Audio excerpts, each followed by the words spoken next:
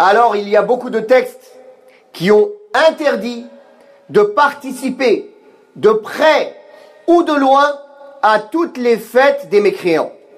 Parmi ceux-là, la parole d'Allah Ta'ala, quand il cite les caractéristiques et les qualités des serviteurs du miséricordieux, dans Surat Al-Furqan, il dit « Walladina la yashhaduna az-zur » ceux qui ne participent pas au mensonge. Et az-zur, Ibn Sirin a dit, c'est la fête de Pâques.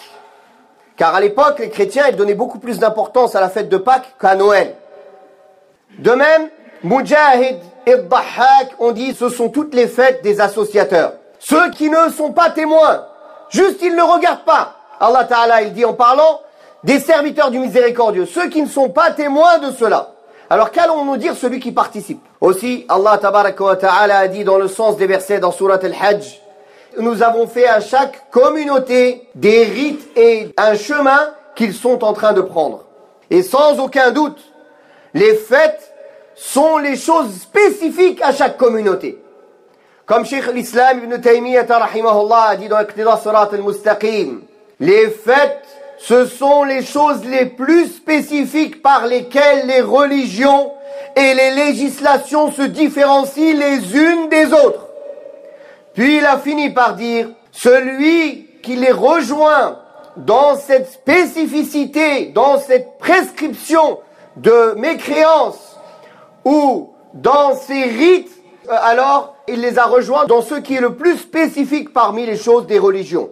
Dans le hadith d'Abdullah ibn Amr ibn al-As, radiyallahu anhuma, le messager d'Allah sallallahu alayhi wa sallam a dit, et écoutez bien ce hadith, car il nous concerne tous. Le messager d'Allah sallallahu alayhi wa sallam a dit, celui qui construit sa maison dans les pays des mécréants, ou bien qui vit dans les pays des mécréants, et qui fête avec eux leurs fêtes, et qu'il leur ressemble jusqu'à ce qu'ils meurent comme ceci, il ressuscitera avec eux le jour du jugement dernier. Le jour du jugement dernier, il ne ressuscitera pas avec les musulmans, mais avec eux. Parmi les preuves que les fêtes ne sont pas des choses communes ou juste des choses de la vie, mais qui font partie des spécificités de la religion. C'est la parole du prophète sallallahu alayhi wa sallam dans le Bukhari et Muslim. Quand il a dit à Abu Bakr, il a dit, oh Abu Bakr, chaque peuple a sa fête. Et aujourd'hui, c'est notre fête. Dans le hadith de Uqba ibn Amir, le prophète sallallahu alayhi wa sallam, le hadith rapporté par Abu Daoud, le messager d'Allah sallallahu alayhi wa sallam a dit le jour de Arafat, le jour du sacrifice, les jours de Mina, ce sont nos fêtes, nous les gens de l'islam. Ce sont des jours pour manger et boire.